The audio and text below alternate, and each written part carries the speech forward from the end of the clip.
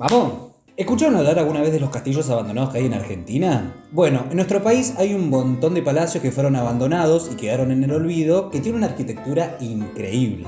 En este caso traigo castillos que fueron creados a principios del siglo pasado, que tienen una historia increíble y leyendas también. Como por ejemplo el castillo de Castoral en Tucumán, que mezcla historias de amor, engaño, muerte y desaparición. Montón. Y después el castillo de Egaña en la provincia de Buenos Aires, conocida también como el Castillo de San Francisco. Este castillo perteneció a los Díaz Vélez y esconde una historia bastante particular. Un lugar que fue castillo, pero también fue un orfanato, en el cual pasaron un montón de cosas. Pero no voy a adelantar nada. Para conocer mejor la historia de estos castillos y lo que gira alrededor, tenemos que ir al inicio. ¿Y empezamos? Vámonos más.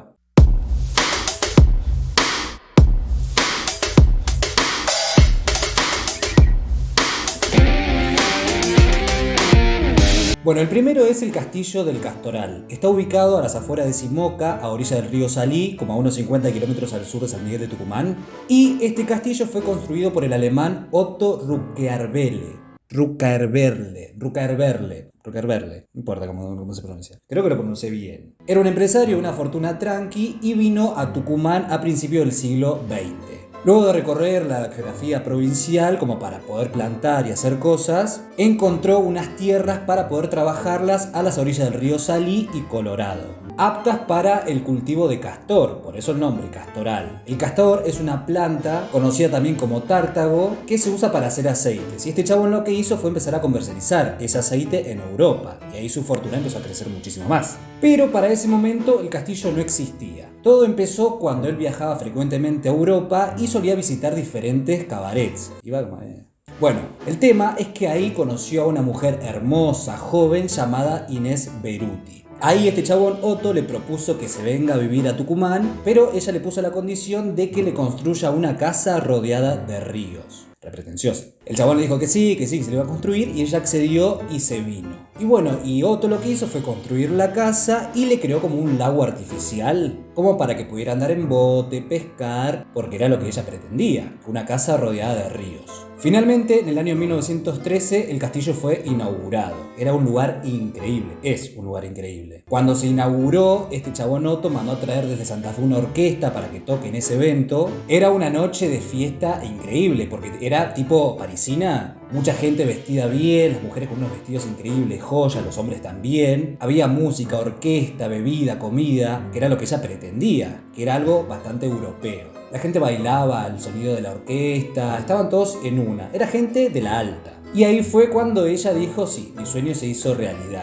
Tuvo la casa que siempre quiso, rodeado de la gente que quiso, en un lugar increíble. El alemán Otto, lo que hizo también fue contratar un periodista para que en el diario más importante de Tucumán aparezca este evento y la inauguración de este castillo, rodeado de gente muy importante. Y ahí le pidió que escribiera acerca de este lugar, del matrimonio, para que sea bastante conocido en la provincia, y así fue. Después de la inauguración de este castillo solían hacer siempre fiestas. La gente más importante iba ahí los fines de semana, y la pasaban siempre bien. Hasta ahí todo bien. Lo peor empieza así. Otto le ocultó a su mujer las deudas que adquirió por hacerle el castillo. El chabón se empezó a endeudar, empezó a gastar más de lo que generaba, y esto le empezó a traer un montón de problemas económicos. Y esto él no le contó a ella, se lo cayó. Porque imagínense que el chabón gastó muchísima plata en hacer un castillo de tal magnitud.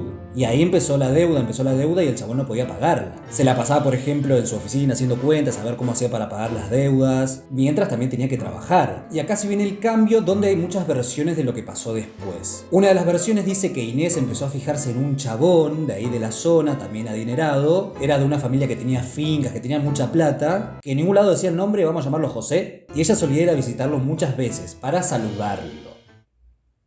Y según esta versión se dice que empezaron a salir, que se enamoraron, que empezó un romance entre ellos dos. Pero que un día ellos estaban a orillas del lago, besándose, y ¿quién los encuentra? El Otto. ¿Para qué? Fue entonces que la familia de José, por miedo a que Otto lo mate, lo mandó a un lugar en Chascomús para cuidarlo, para resguardarlo. Y ahí el matrimonio de Inés y Otto vino en picada. Sí, La relación entre ellos quedó como el orto, empezaron a dormir en camas separadas y ni siquiera se dirigían la palabra a ese nivel. Y sí, lo cagó. En ese momento ella empezó a estar sola, sin amigos, sin familia, porque se había venido de Europa sin nadie, y empezó a sentirse muy mal. Entró en una depresión, no se hablaba con su marido y entró en una. Y según esta versión se dice que pasó algo puntual. Ella se puso su mejor vestido, sus mejores joyas y se fue al lago. Una tarde de frío y de lluvia, así para hacerlo más dramático, se metió al lago con ese vestido y esas joyas y se dejó morir. Al tiempo, Donoto se fue del castillo y lo dejó totalmente abandonado, sin dar explicaciones. Pero también hay otra versión que dice que en el año 1914, en plena fiesta una noche, cayeron los cobradores con la policía para decirle a Otto que pague todas sus deudas. El que hizo, agarró sus cosas y se fue a la mierda. Dijo, cóbrenle a Magoya. Y se escapó. Aunque también hay otras versiones que dice que él se fue del lugar después de que Inés lo abandonó. Que se fue con un hombre, con otro hombre, cansada de la vida que tenían juntos ahí en Tucumán. Puede ser. Pero más allá de las versiones que hay de por qué quedó abandonado, actualmente el lugar quedó totalmente en ruinas y hay muchas leyendas girando alrededor que generan mucho misterio. Como por ejemplo la leyenda de la luz. Se dice que mucha gente vio una luz en ese lugar, que la ven tipo en el piso y después la ven levantarse, como a una altura promedio, 1,5 metros, que empieza a andar por toda la casa y que muchas veces va al cementerio. Y ahí como que se va. Mucha gente dice haberla visto, pero eso queda en creencia de cada uno. También se dice que nadie entra a este caserón de noche porque se suele escuchar los pasos de Otto caminando por el lugar, como tratando de encontrar a su mujer. Después está la leyenda de la gringa muerta. Se dice que en una noche, en un evento, en una fiesta concurrida por gente de la alta, una mujer se ahogó en el lago y que hoy en día se ve ese fantasma andando por ahí con su vestido así reluciente, y muchos que andan por ese lado dicen que la ven. Muchos aseguran que aparece como flotando en el agua y los pescadores de la zona lo toman muy en serio esta leyenda. Pero más allá de estas leyendas, también se dice que en el Salón Blanco de la Casa de Gobierno de Tucumán, las luces que están ahí pertenecían a este castillo, o sea, al salón de fiesta del castillo del Castoral. Y por este motivo, la gente que trabaja en la Casa de Gobierno de noche asegura que se escuchan cosas en ese salón, como los pasos de Otto caminando por ahí. Puede ser porque le afanaron las luces. Pero más allá de todas estas versiones, todas estas leyendas y todas estas cosas que se dicen, el castillo hoy en día sigue en pie, sigue estando, y a la gente le genera mucha curiosidad, mucha gente va a verlo. Y sí, yo iría también. Si hay alguien de Tucumán que fue a este lugar, dejen en los comentarios qué onda, si ven algo, si supuestamente estas leyendas son de verdad. A mí me da curiosidad de ir. Puede ser que vaya un día, pero bueno. Pero bueno, el otro castillo... primero voy a hacer un poquito más de vino. Bueno, el otro castillo es el Castillo de San Francisco, conocido también como el Castillo de Gaña. Está ubicado cerca de la estación de Gaña, en la provincia de Buenos Aires, a unos 275 kilómetros de Capital Federal y a unos 25 kilómetros de Rauch. Pero todo empezó así. En el año 1826, en la época de Bernardino Rivadavia, el general Eustoquio Díaz Vélez, que fue uno que participó en las invasiones inglesas, en la Revolución de Mayo, un personaje muy importante, adquirió, como tantos otros ricos de la época, 40.000 hectáreas en la zona de lo que es hoy Tandil, gracias a una ley que sacó Rivadavia en ese momento. Poco tiempo después sumó otras 40.000 hectáreas más, dando a conocer este lugar como la Estancia El Carmen, en honor a su mujer, su esposa, Carmen Guerrero Obarrio. Después, 31 años después, en el año 1856, Eustoquio murió. Y sus 3 hijos, Manuela, Carmen y Eustoquio hijo, se quedaron con la propiedad. Y tras la sucesión, el varón fue el que se quedó con el terreno, por ser varón. Y mantuvo lo que es el nombre de la Estancia del Carmen. Eustoquio era un millonario próspero que hizo crecer la fortuna de los Díaz Vélez, que fue el que construyó la Casa de los Leones que está en Barracas, que yo hice un video sobre eso. Ese que el león comía el yerno. Si no lo vieron, vayan a verlo. Bueno, todo está en la misma familia. Este chabón Eustoquio hijo murió en el año 1910 y este terreno lo heredaron sus hijos. Carlos, que era ingeniero, y Eugenio, que era arquitecto. Y acá es donde se viene el origen del castillo, porque hasta ese momento todavía no lo habían creado. ¿Quién fue que lo creó? Eugenio, que era arquitecto. La obra fue proyectada para el año 1918 y la terminaron de construir en el año 1930. O sea, 12 años para construirlo. Y sí, porque es gigante. Para esto utilizó materiales que traía desde Buenos Aires y también desde Europa. O sea que era un castillo todo trapo. Este no era un lugar más, un palacio más. Era uno de los más importantes y más lindos de la época. Contaba con 77 ambientes, 14 baños, 2 cocinas, galerías, patio, taller de carpintería, terrazas, de todo tenía. Y un dato curioso es que el exterior no presenta una entrada, no presenta un frente. Cualquier lado puede ser el frente.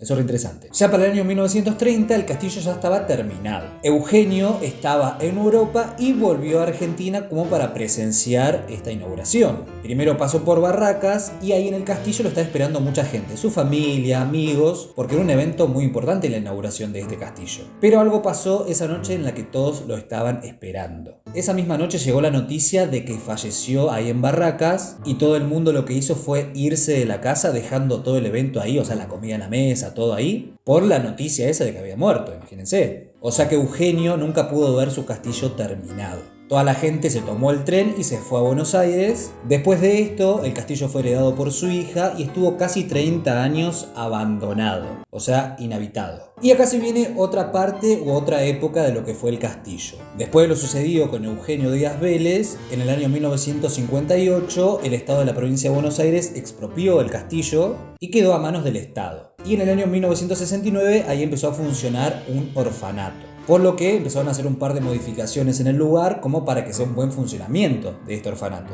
Y fue Eduardo Burr el que se encargó de la administración y de la dirección general de este lugar. Este chabón se enamoró de este castillo y le tomó muchísimo afecto, a tal punto que se encariñó con uno de los que estaba ahí, de los niños que estaban ahí en el orfanato, y lo acompañó en su crecimiento. Y este jovencito, cuando cumplió 18 años, se tuvo que ir por mayoría de edad. Este chaboncito se fue a trabajar a otro lugar, pero decidió volver al orfanato como para trabajar de celador ahí. Le dijeron que sí, que empezaba a trabajar y ahí todo bien, empezó a laburar ahí. Pero en el año 1974 pasa algo puntual. Este joven que vivió ahí, que estaba trabajando ahí, ¿saben lo que hizo? Mató a Eduardo Burr de un tiro. Agarró un arma y ¡pum! Después de esto, los menores fueron reubicados y el castillo cerró completamente. Y quedó otra vez olvidado. A partir de ese momento y hasta el día de hoy quedó totalmente en el olvido, hasta que en el año 2010 vecinos empezaron a organizar como para poder abrir este lugar para el uso turístico. Y recién en el año 2018 el Estado de la provincia le dio al municipio de Rauch la posibilidad de poder explotarlo turísticamente.